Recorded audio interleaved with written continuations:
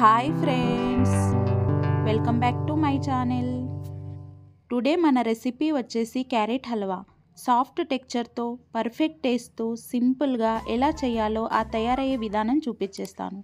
నేను చెప్పబోయే కొన్ని టిప్స్ని మీరు గనక ఫాలో అయి చేసినట్టయితే ఈజీగా క్యారెట్ హల్వాని చేసేస్తారు.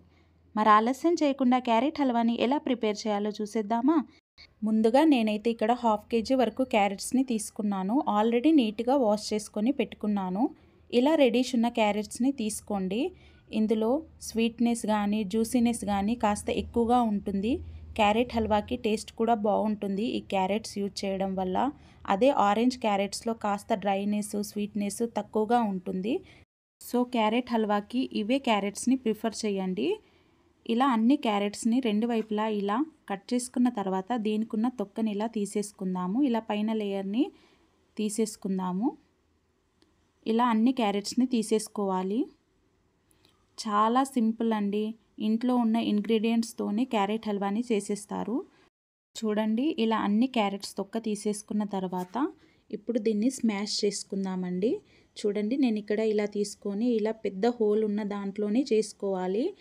అప్పుడే ఆ క్యారెట్ హల్వాలో టెక్చర్ అనేది బాగుంటుంది, చూడడానికి కూడా బాగుంటుంది, టేస్ట్ కూడా బాగుంటుంది. అలా లేయర్ లేయర్ లాగా ఉంటే ఇలా క్యారెట్ని తురుములాగా చేసుకోవాలి. మిగతా అన్ని క్యారెట్స్ని కూడా ఇలాగే చేసుకోవాలి. క్యారెట్ హల్వా చేసుకోవడం చాలా ఈజీ అండి, ఎవరైనా చేసుకోగలుగుతారు. సో తప్పక ట్రై చేయండి. చాలా సింపుల్ కూడా. చూడండి, ఇలా మొత్తం తురుముకున్న తర్వాత ఇలా తీసేసుకోవాలి.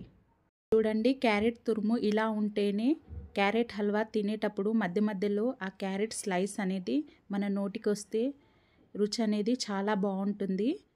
ఇలా ఒక బౌల్లోకి తీసుకొని పక్కన పెట్టేసుకోండి. ఇప్పుడు స్టవ్ ఆన్ చేసి స్టవ్ పైన ఒక కడాయి పెట్టుకోండి. ఇలా మందంగా ఉండే కడాయిని పెట్టుకోండి. ఇందులోకి నెయ్యిని వేసుకోండి. నేను 2 టేబుల్ స్పూన్ వరకు నెయ్యిని అయితే వేసుకున్నాను. ఇలా నెయ్యి వేడైన తర్వాత ఇందులోకి డ్రై ఫ్రూట్స్ని వేసుకోండి. నేను ఇక్కడ బాదం పప్పుని వేసుకొని లైట్గా ఫ్రై చేసుకోవాలి. ఎక్కువగా ఫ్రై అవ్వాల్సిన అవసరం ఏం లేదు. అలాగే కిస్మిస్లను కూడా వేసుకుంటున్నాను. మీరు జీడిపప్పు కూడా వేసుకోవచ్చండి. నాకు ఇక్కడ అవైలబుల్లో లేదు కాబట్టి నేను ఈ రెండిటితోనే అడ్జస్ట్ చేసుకుంటున్నాను. ఇలా లైట్గా ఫ్రై అయిన తర్వాత ఒక ప్లేట్లోకి తీసేసుకోండి. ఇదే నెయ్యిలోకి ముందుగా తురిమి పెట్టుకున్న క్యారెట్ని వేసేసుకుందాము.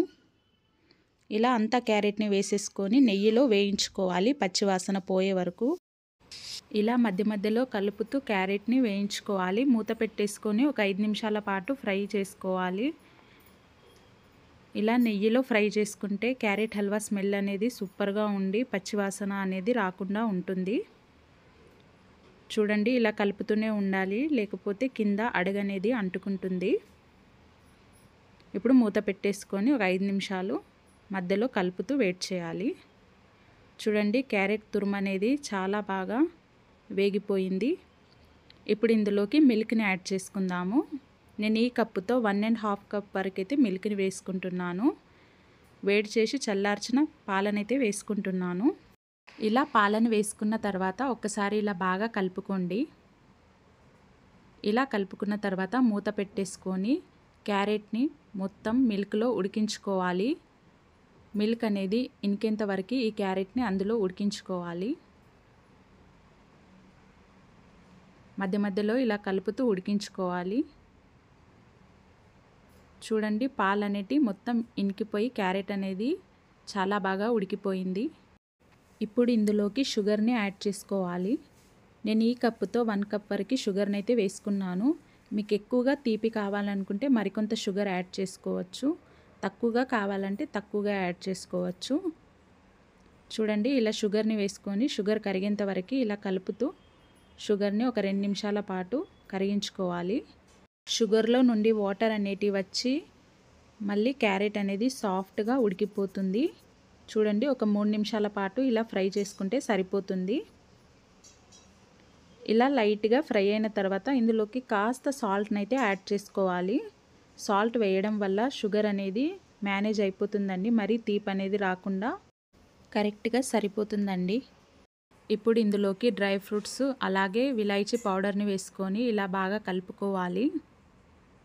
ఇలా కలుపుకొని స్టవ్ ఆఫ్ చేసేయాలి. ఒక 10 నిమిషాలు అయిన తర్వాత చూస్తే వాటర్ అనేటివి సరిగ్గా ఇనికి క్యారెట్ హల్వా అనేది ప్రిపేర్ అయిపోతుందండి. ఇలా బంకలాగా అయితే క్యారెట్ హల్వా అయినట్టే. చూడండి, ఇలా స్టవ్ ఆఫ్ చేసేసిన తర్వాత ఒక 10 నిమిషాలు అయిన తర్వాత చూడండి, వాటర్ అనేటి మొత్తం క్యారెట్ పీల్చేసుకొని ఇలా స్వీట్ అనేది రెడీ అవుతుంది. ఇలా ఒక బౌల్లోకి సర్వ్ చేసుకుంటే వేడి వేడి క్యారెట్ హల్వా అయితే రెడీ. ఈ వీడియో మీకు నచ్చింది అని అనుకుంటున్నాను. మీకు గనుక నచ్చినట్టయితే please like, share and subscribe Sneha foods and అవుటింగ్స్కి. అలాగే పక్కనున్న బెల్ ఐకాన్ని ప్రెస్ చేయండి. అలా చేస్తేనే నేను పెట్టిన నోటిఫికేషన్ మీ వరకు వస్తుంది. Thank you.